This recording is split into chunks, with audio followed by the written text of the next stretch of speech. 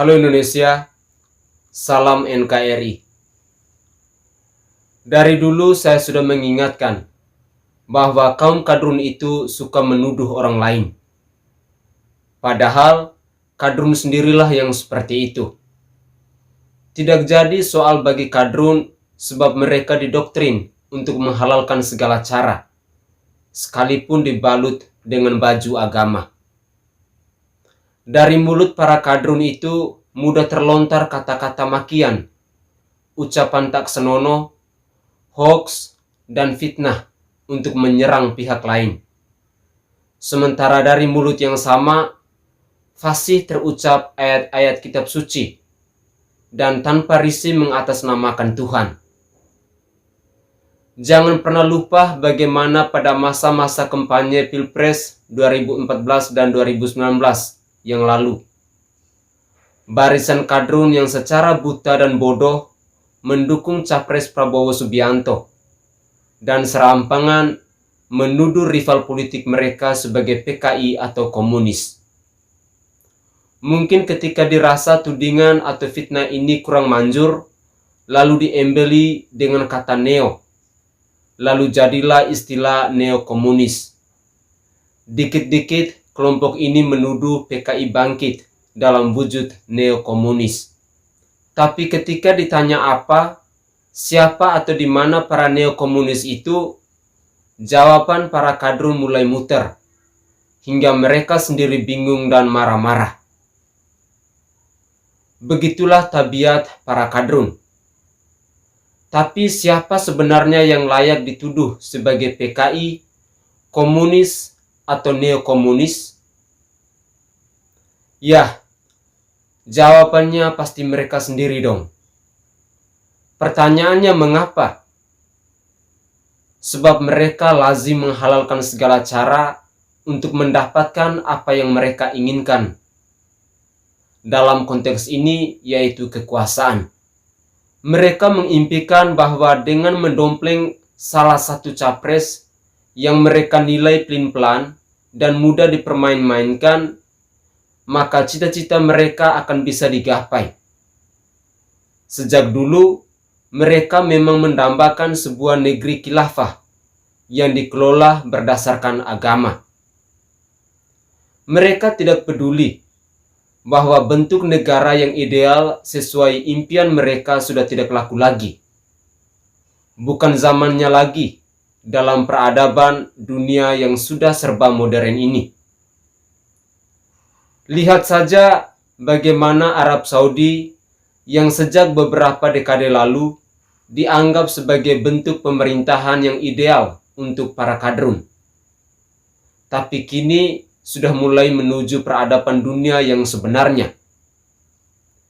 Misalnya saja, otoritas setempat sudah memperbolehkan pantai sebagai tempat wisata bebas berbikini bagi kaum wanita. Sementara di Indonesia, kaum kadrun yang oleh Sandiaga Uno hendak diserap aspirasinya, getol memperjuangkan wisata halal di negeri ini. Bodohnya, mereka ingin mengubah paksa kawasan tertentu menjadi wisata halal sebagaimana mereka inginkan. Misalnya saja Pulau Bali dan Danau Toba. Sudah pasti ditolak mentah-mentah oleh masyarakat pemilik kawasan. Lihat pula aksi perlawanan dari masyarakat Danau Toba yang sangat menggelegar.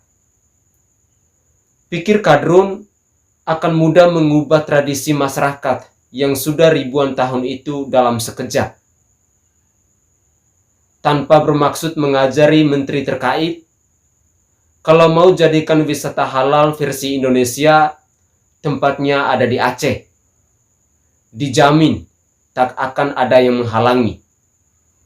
Tapi demi melihat perkembangan di Arab Saudi, apakah masih relevan dengan apa yang disebut sebagai wisata halal itu? Modernisasi dan keterbukaan di dunia ini memang tidak akan bisa dihentikan, kecuali mungkin dengan cara membantai banyak umat manusia. Tapi Siapa gerangan yang tega melakukan hal keji semacam ini? Pihak-pihak yang mabuk agama tentu saja. Mereka-mereka inilah yang merupakan biang kekacauan di muka bumi ini, termasuk sekarang di Indonesia. Di masa Orde Baru, kaum mabuk agama masih bisa ditekuk, sehingga mereka tidak bisa terlalu mengganggu. Di masa kini, kaum yang diberi ruang kebebasan selama 10 tahun oleh SBY itu menjadi sumber keonaran di negeri ini. Banyak contoh bagaimana kelompok yang sudah merasa diri sudah besar ini menjadi biang kekacauan dan keonaran di negeri ini. Salah satunya pada Pilkada DKI tahun 2017 lalu. Setelah itu mereka selalu ambil bagian dalam peristiwa-peristiwa politik untuk merecoki, membuat kacau dan ribut. Masyarakat DKI Jakarta saat ini sudah menjadi korban dari gerombolan yang memaksakan kehendak dengan mengatasnamakan agama ini. Terpilihnya oknum gubernur dengan cara yang sangat tidak beradab berimbas pada kinerja yang tidak sesuai harapan, kacau dan ngawur. Lebih mirisnya lagi, oknum ini malah dibentengi pula oleh sekelompok kadrun yang tergabung dalam organisasi keagamaan. Mereka menyatakan siap membela gubernur seiman dan sealiran ini dengan segenap daya upaya. Bahkan siap menggerakkan buzzer untuk mengkafir sang gubernur. Terdengar mengharukan dan membanggakan. Namun setelah ditelisik, ternyata sudah ada imbalan sebesar 10 miliar rupiah. Pantas saja mereka mau mempertaruhkan reputasi dan ajaran agama untuk oknum yang sangat tidak layak ini. Sangat miris, gara-gara uang, moralitas dan akhlak pun dicampakkan. Tapi bagi kaum kadrun, yang namanya akhlak dan moralitas itu hanya nomor sekian. Mereka itu sudah terbiasa menghalalkan segala cara untuk kepentingan diri dan kelompok mereka sendiri. Bahkan mereka, sadar atau tidak sadar, kerap mengingkari sendiri agama yang sebenarnya justru mengedepankan konsistensi, kejujuran dan keluhuran budi pekerti. Misalnya yang bikin kita tertawa-tawa menyaksikan perilaku kaum kadrun ini adalah yang tadinya begitu getol, mengkritik dan mengutuki apa yang akhir-akhir ini disebut sebagai buzzer. Istilah buzzer pun awalnya sebagai tudingan kaum kadrun yang dibuat berkonotasi negatif untuk memfitnah dan mendiskreditkan pendukung pemerintah Jokowi. Mungkin mereka ingin mengimbangi label kadrun yang sudah melekat sangat kuat pada diri mereka. Bisa jadi juga istilah kadrun ini akan diserap menjadi kosakata baru dalam Kamus Besar Bahasa Indonesia. Kadrun sangat gigih mengupayakan dan mengarahkan opini publik bahwa yang namanya buzzer itu adalah pendukung pemerintah yang wajib dilawan dan dimusuhi, bahkan mengharamkannya. Namun itulah kadrun yang memang inkonsisten dalam segala hal.